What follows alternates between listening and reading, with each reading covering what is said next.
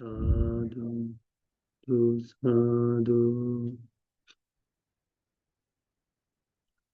नमो तस् भगवतो अरहतो सम्मा सम्बुद्धस्स। नमो तस् भगवतो अरहतो सम्मा सम्बुद्धस्स। नमो तस् भगवतो अरहतो सम्मा सम्बुद्धस्स। साधु साधु साधु।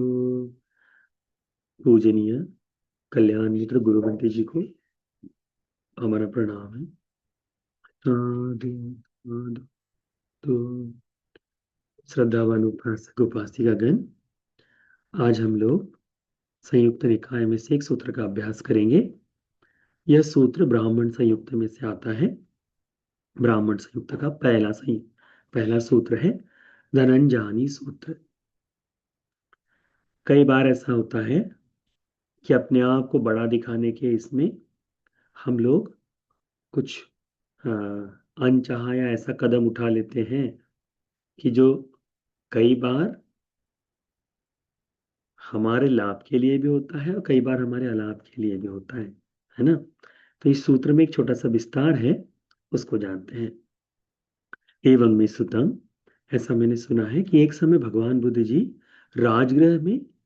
राजगृह के वेलुवन में, जो गिलहरियों का क्षेम भूमि है, वहां पर विराजमान थे।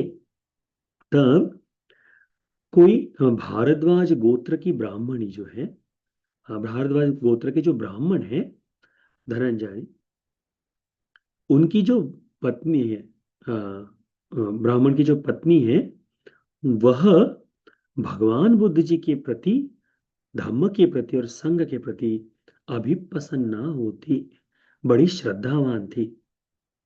कौन है ये? भारद्वाज गोत्र से आने वाले ब्राह्मण की धनंजय नाम की पत्नी।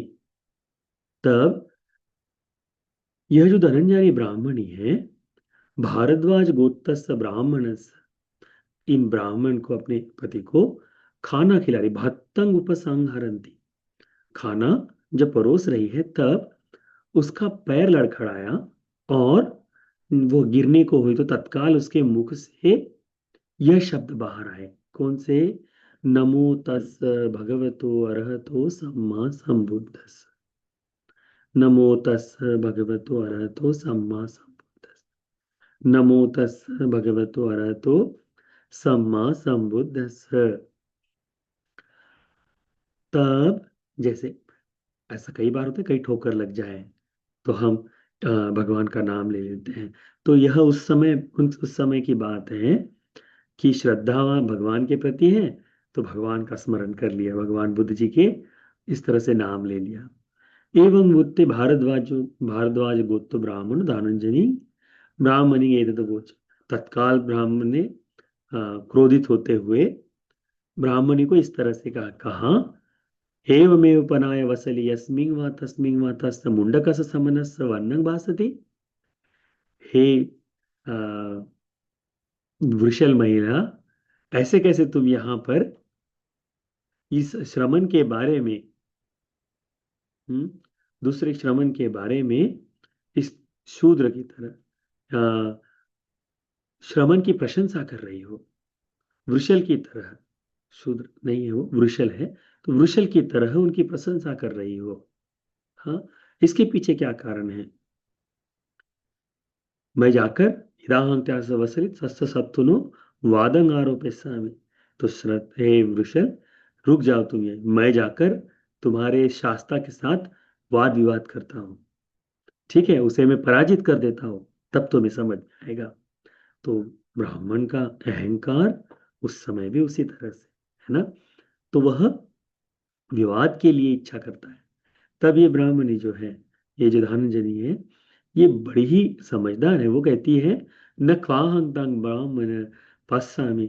हे ब्राह्मण, मैं इस लोक में ऐसा कोई नहीं देखती, सम नहीं नवा ब्राह्मण नवा, इस श्रमण ब्राह्मण या संपूर्ण लोक प्रजा में ऐसा कोई हो जो तस् भगवतो वादं आरोपेय अरहतो सम्मा संबुद्ध, अरहंत सम्मा संबुद्ध के प्रति कोई वाद विवाद खड़ा कर कर उनसे जीत जाए, ऐसा नहीं होता। फिर भी तुम्हारी इच्छा है तो गत्वा जाओ करके वो कहती है। तो ये जो ब्राह्मण है भारद्वाज, यह कुपित मन से, क्रोधी होकर, क्योंकि पत्नी ने भी अभी निंदा कर दी कि भाई तुम तो जीत ही नहीं सकते, हाँ, और पहले ही मैं विवाद में हरा दूंगा, कैसे, ऐसे अहंकार से कह ही दिया।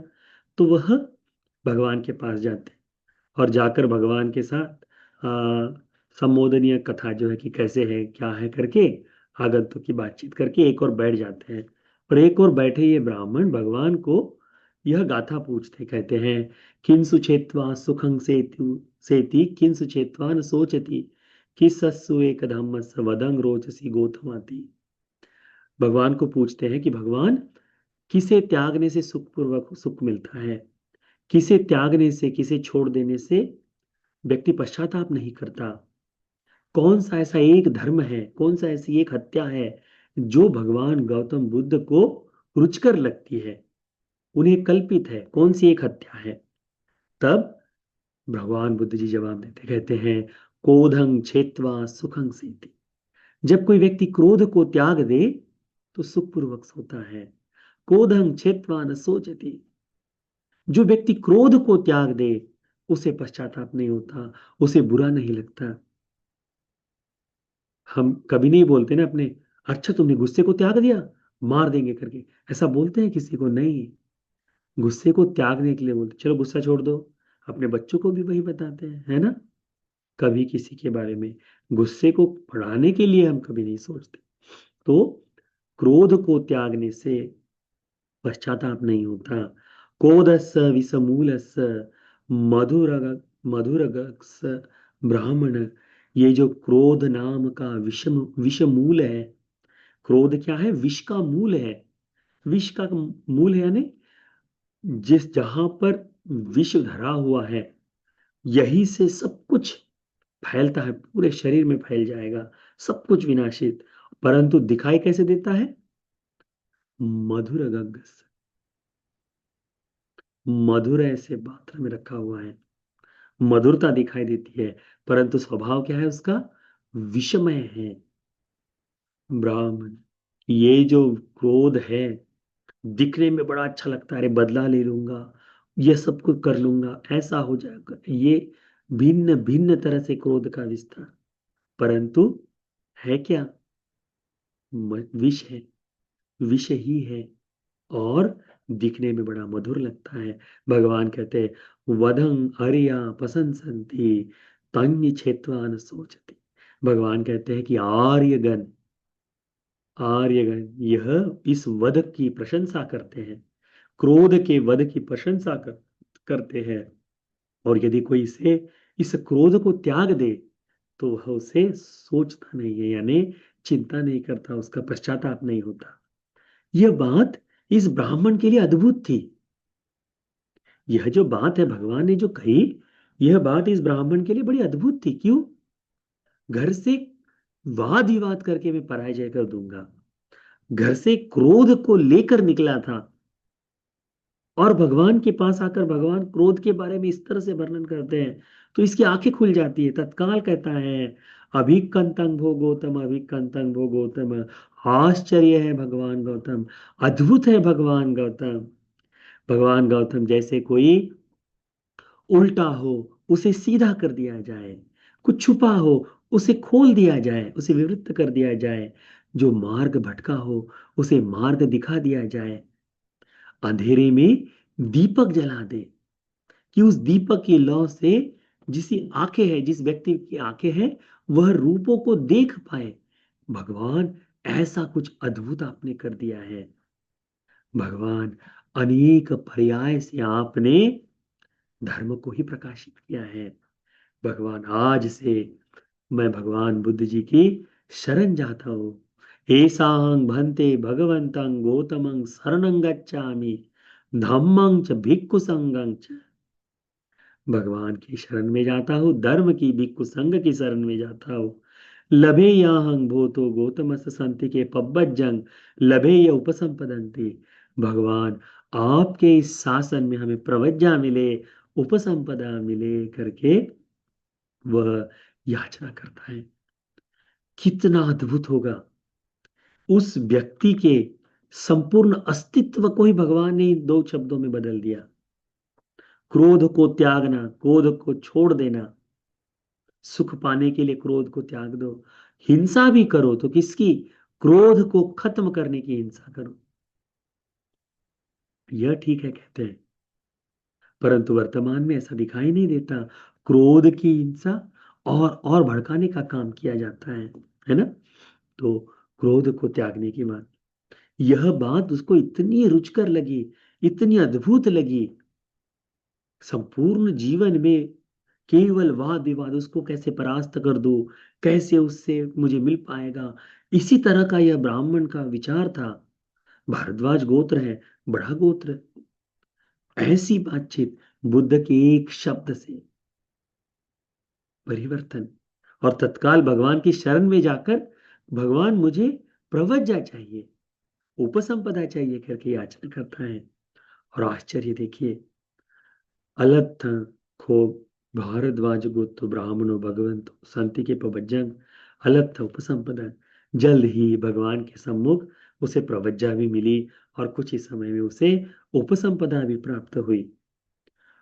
और धीरे धीरे भारद्वाज गौतम जो है, ये जो ब्राह्मण जो है, यह धर्म को सीखते हुए, अभ्यास करते हुए, अपने आप को तपाते हुए, जिसके लिए कुलवान श्रद्धा कुलपुत्र जो है, श्रद्धावान कुलपुत्र घर को छोड़कर प्रवज्जित होता है, उसको उसी उसी को संपूर्ण करते हुए ब्रह्मचर्य पर्योसानंग दिट्ठेव धम्मे स्वयं अभिन्यासच्चिकत्वा उपसंपदे विहरति।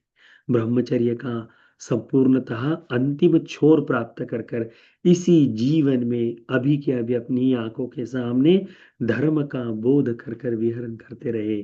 खीरा जाति जन्म क्षीण हो गया, उसी तंग ब्रह्मचर्य, ब्रह्मचर्य पूर्ण हो गया। कतंग करणीय, कृत करने वाला, कार्य करने के लिए जो कुछ था सब कुछ कर लिया। ना परनित्थताया थी, अब इसके आगे करने के लिए कुछ नहीं बचा है। अन्यतरो व अन्यतरोच पनास्मा भारद्वाजो अर्हतं अहोसी थी। अन्य ये जो भारद्वाज हैं, वे भी अन्य अरहंत मुनिगणों के बीच में ही वह अरहंत घोषित हो गए, अरहंत बोध को, अरहत्व को प्राप्त कर लिए। एक छोटा सा विवाद, एक छोटे से विवाद की इच्छा अरहत्व तक लेकर आई है। यह प्रज्ञा, यह धर्म को देखने की दृष्टि हम सबको मिलनी चाहिए। इस तरह का भाव हमने जागना चाहिए कि एक छोटी सी बात से भी धर्म के आचरण के लिए घर बार को त्याग कर, प्रवज्जा होकर, निर्वाण के पथ पर चलते हुए मुक्ति को प्राप्त कर ले।